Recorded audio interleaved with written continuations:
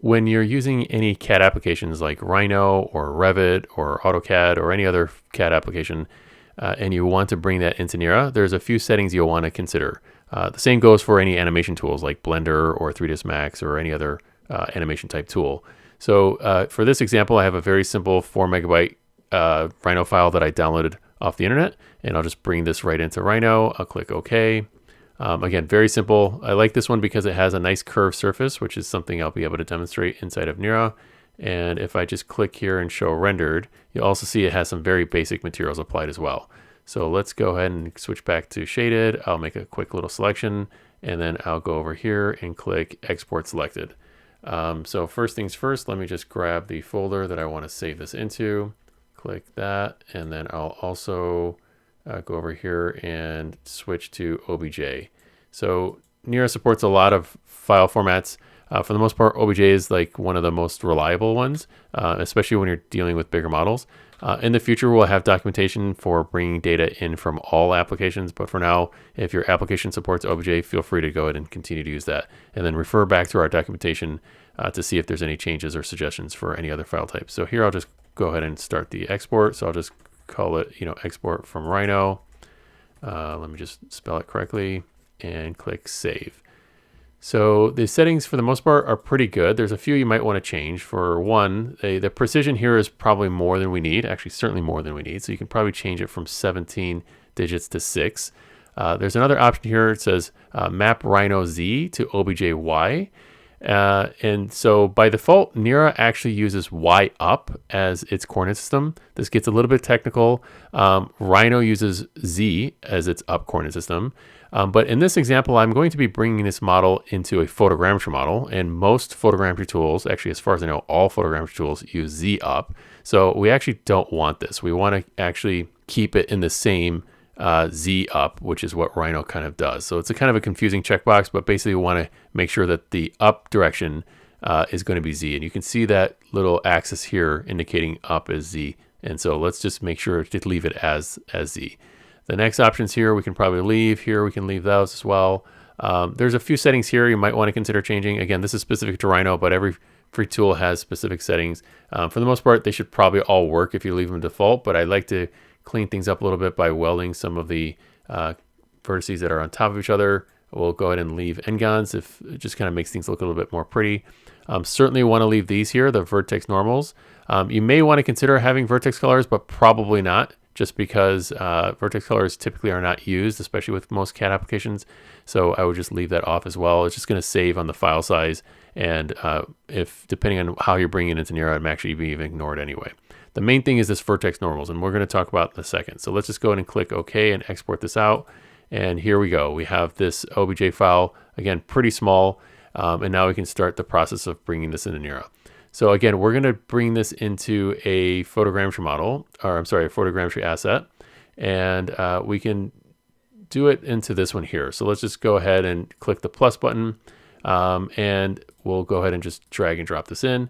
There's a checkbox here called Use Normals. We'll leave this off for this first run, and then we'll come back and upload it again with the normals on. But I want to show you what it would look like when we have it off by default. So it shouldn't take more than another second or so to actually finish the processing and make this asset available for us to view. So it's done.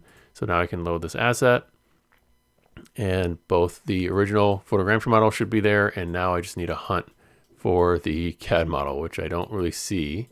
So let's go ahead and try to find it. Okay, I don't really see it very clearly, so I just need to go through here and see if I can find it here. So it's a very simple about 3,000 triangle model, and it's now a little bit easier to see. It's more or less just floating off in space.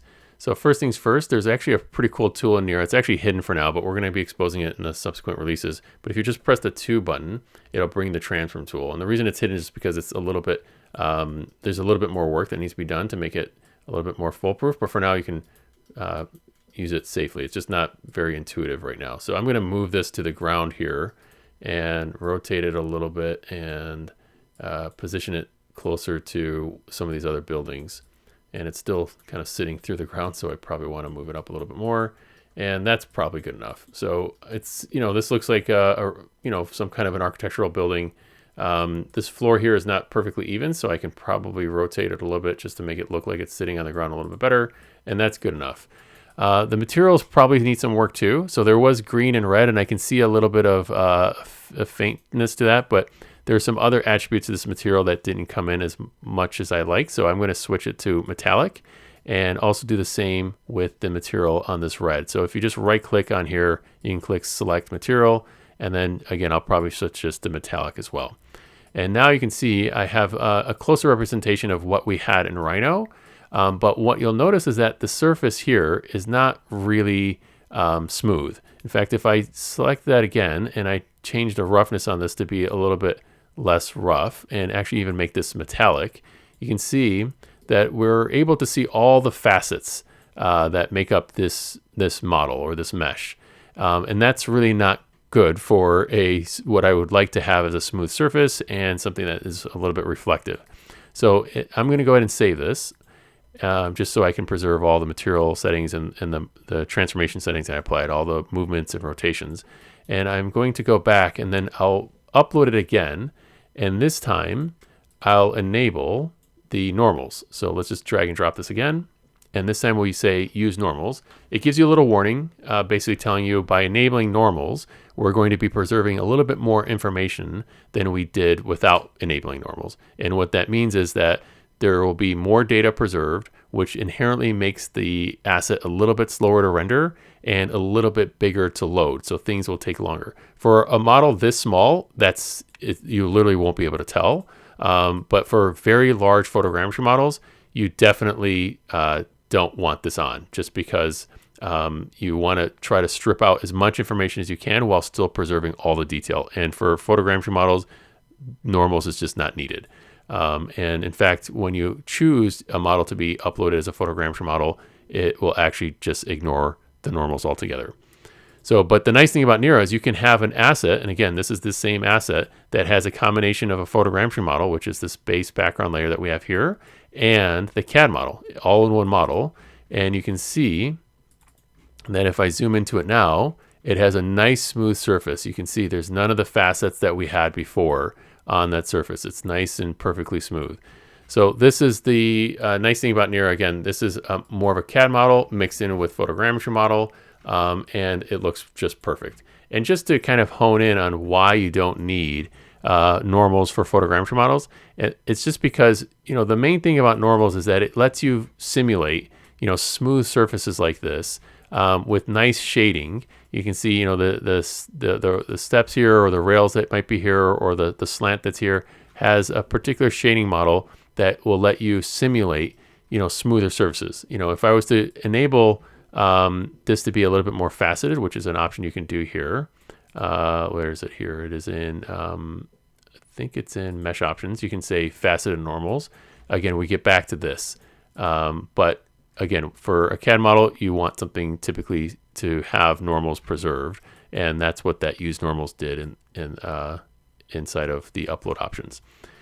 So, and again, for photogrammetry models, that's not necessary, just because all the lighting and data and the surfaces is represented in nice amount of triangles, and also in the coloring of the textures. So basically all the pictures that are basically stamped onto this model will preserve pretty much all the coloring you need, and you don't necessarily need to have nice smooth surfaces. You can see what it would look like if we didn't have textures, but because the textures more or less mask these facets and all that chunkiness, we can just have now no normals at all, and it just looks perfectly fine. So again, no real use to have that with photogrammetry model.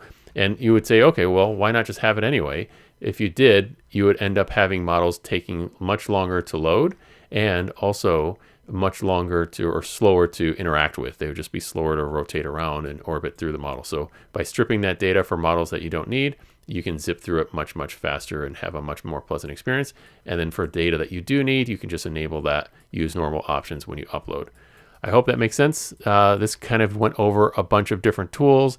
It talks about bringing data in from CAD applications, how to export them specifically within Rhino.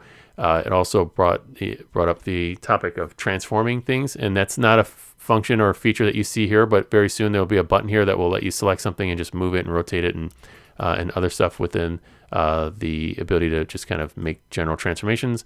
And then we explored a little bit about tweaking the materials a little bit, and finally saving the asset so you can see it exactly as you want to. I hope that all makes sense. If you have any questions, please leave a comment and we will follow up with you.